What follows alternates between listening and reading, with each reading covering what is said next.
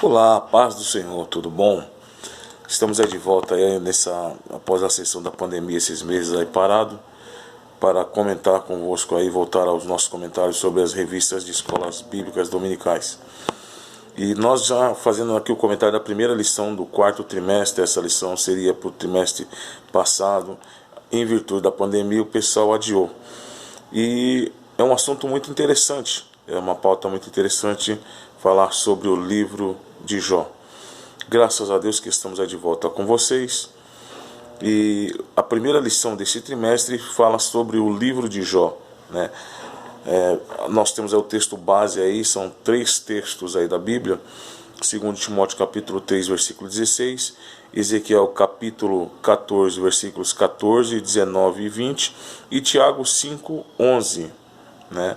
Vou ler apenas aqui o primeiro versículo, capítulo 2, 2 Timóteo capítulo 3, versículo 16 diz: toda a escritura divinamente inspirada é proveitosa para ensinar e para redarguir, para corrigir, para instruir em justiça.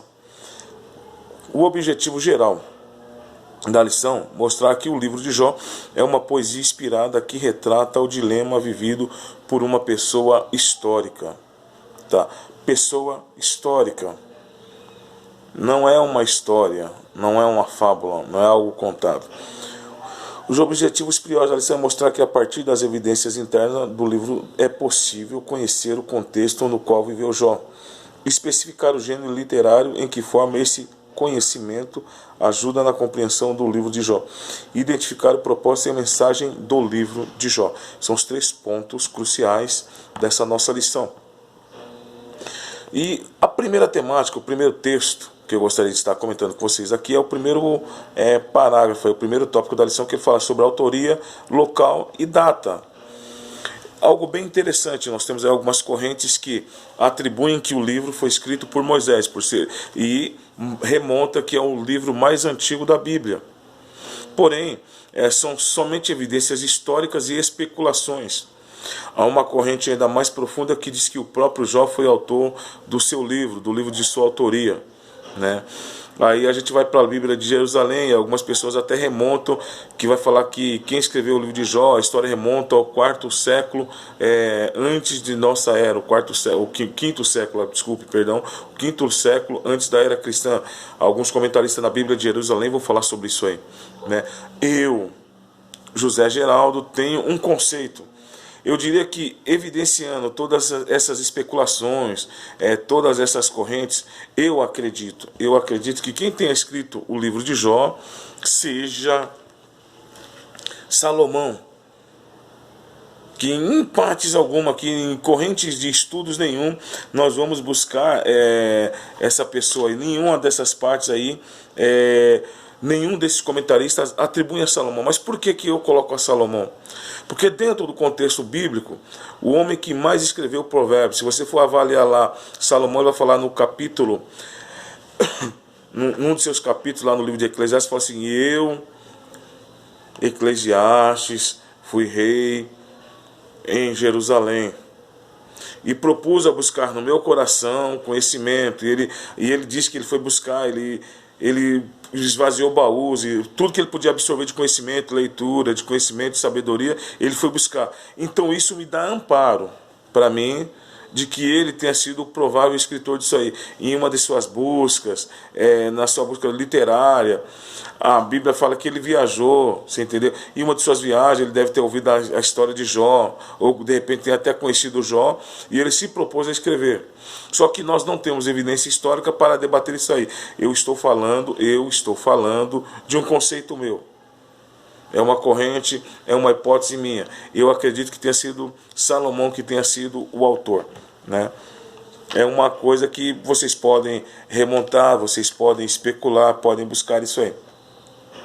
Então a terra de Jó, Jó foi um personagem histórico e que existiu. Quando eu estou falando de personagem histórico, foi um personagem que existiu. Alguém ouviu a sua história, alguém conheceu a sua história e comentou. Tanto que é por isso que algumas coisas falam que até Eliú, que foi um dos interlocutores ali de Jó, que tenha escrito esse livro, né? Então a história de Jó ela é tão viva, não é mentira, não é uma anedota, aquilo que eu falei, não é uma fábula, porque você vê que Ezequiel testemunha dela, E depois lá no Novo Testamento, Tiago também fala assim, ó, lembra da paciência de Jó. Então são testemunhas evidenciáveis. No Novo Testamento, então, Jó foi um personagem que existiu. Quem foi o escritor? O próprio Jó. Talvez ele tenha escrito a sua história e na sua história Salomão tenha lido. E Salomão, por ser um escritor cristão, por ser um homem de conduta cristã, judaica, perdão, tá? De conduta judaica, de linhagem judaica, de um povo prometido, sabendo do temor daquele homem, sem ter o conhecimento diretamente de Deus, sem fazer parte da nação da promessa que era o povo de Israel, resolveu colocar a sua história na pauta do cânon sagrado. E Deus assim aprove. Né? A terra, assim como Jó, a terra de Jó existiu. Né? A pessoa de Jó é uma pessoa histórica, é uma pessoa que existiu. O parágrafo B. Né? O autor Jó, a gente comentou aqui, é um conceito meu. O parágrafo 3, ele diz a terra de Jó também, assim como Jó, é uma personagem, é uma terra real e remonta-se ao sul de Edom, ali na Palestina. Então Jó, tanto quanto Jó quanto a sua terra, são personagens que evidenciavam, são personagens verídicos. Então tem cunho real. O segundo tópico, ele vai falar sobre a estrutura literária, né? Uma poesia em prosa, né? E essa poesia em prosa, ela é muito interessante, né? Quando você começa a entrar, você vai ler os Lusíadas de Camões, você vai ver a Odisseia, você vai ver a República de Platão, você vê a linguagem pesada e dificultosa. E Salomão é uma poesia fácil, de fácil assimilação. Você tem que entender o personagem, procurar o enredo, e na realidade é aquilo que a gente vai brigando, né? Sobre problemas e conceitos da vida, mas para quem ama uma boa leitura, o livro de Jó, assim como o livro de Salmo, é uma leitura espetacular, né? Sobre poesia e prosa. Aqui o professor vai dissertar para vocês em classe, isso é uma coisa legal, é coisa de linguística, coisa de língua portuguesa. A estrutura e organização dos textos, parabéns, muito bom, muito 10. Uma estrutura muito legal também, bem ávida. E é um livro, no tópico, o segundo tópico aqui, e o item 3 do parágrafo 3, vai falar sobre a abundância da figura de linguagem. Figura de linguagem, para quem estudou bem, quem gosta muito de língua portuguesa. Eu não era um bom aluno de língua portuguesa até a 5ª série. Depois eu conheci uma professora Junco que veio me dar aula, uma japonesa, ascendente de japonês, veio me dar aula. E por causa dela, ela me chamou a atenção, e por causa dela eu comecei a amar a língua portuguesa. E daquilo que eu amo na língua portuguesa dentro da Bíblia são as figuras de linguagem. Figuras de linguagem nada mais é que pleonasmo, né? Hoje nós vemos aí muito na sociedade, na fala das pessoas, o pleonasmo vicioso, que é subir para cima, descer, entrar para dentro, descer para baixo. Isso são figuras de linguagem. Então nós temos aí o pleonasmo, temos a hipérbole, né? Temos a metonímia, e é saturado. O livro de Jó é saturado de metáforas, né? Aí assimilam seres inanimados, assimilam aves, ele começa a pegar as coisas do dia a dia, assim como Jesus usou as suas parábolas em coisas do dia a dia, pegava coisas do dia a dia para poder trazer um melhor ensino para as pessoas, para que as pessoas pudessem vir assimilar melhor as lições que eles estavam tentando passar. O terceiro tópico é o que me chama mais a atenção. Ele fala sobre a natureza da mensagem do livro de Jó.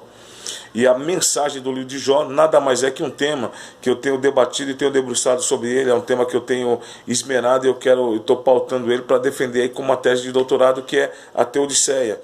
Nada mais é que a justiça de Deus, né? Eu vou conotar aqui, tentar mostrar para vocês aqui sobre a Teodiceia, né? O montante aí da Teodiceia, né? Aí você vai conseguir aqui, não sei se vocês vão conseguir verificar aqui, ó, Theos, que é Deus, mas Diken, que é justiça. Na realidade, que é Theos Diken, que significa Teodiceia, né? A justiça de Deus. Então, e as pessoas, baseadas no Jó, e até mesmo um caso recente nosso aí dessa pandemia, mas por que Deus permitiu tudo isso aí? Deus permite, seria aquilo que é enquadrado na vontade permissiva de Deus. O homem criou o vírus para destruição em massa, para alarmar a sociedade, naquilo que Nietzsche foi falar da busca de poder, da briga pelo poder, ou aquilo que Robles falou do Leviatã, que é o monstro que existe dentro do eu oculto, do nós oculto, e tudo isso vem à guisa quando a gente vai falar dessa pandemia. Então Deus permite que o homem crie isso aí, para que atemorize, para que suscite medo a outros homens, mas que acima de tudo o nome dele venha a ser glorificado e ele venha a ser realmente mostrado à vida das pessoas. Então Deus permitiu que o homem criasse um vírus para testar a fé de alguns, para mostrar para a sociedade que o homem pode criar muitas coisas, mas que só ele, Deus, é justo. E essa palavra teodiceia, ela foi cunhada por um escritor alemão chamado Gottfried Leibniz. E ele foi o patriarca dessa expressão justiça de Deus, Theos Dic. Por que sofre um justo? Jó, a Bíblia fala que ele era um homem rico, que ele tinha tudo, ele era cercado de tudo. E simplesmente em um momento desse, às vezes são coisas que não é permitida por nós, que está ao alcance da nossa existência, está ao alcance do nosso entendimento. E Deus, quando ele quer fazer algumas coisas, ele simplesmente faz. Né? Ou no caso aqui, se você for tentar observar o enredo de Jó, a Bíblia diz que os filhos de Deus, os anjos, estavam em reunião e aparece lá Satanás. E eles falam: tem rodeado a terra e passeado por ela. E Deus falou assim: olha, você está vendo aquele homem lá, Jó?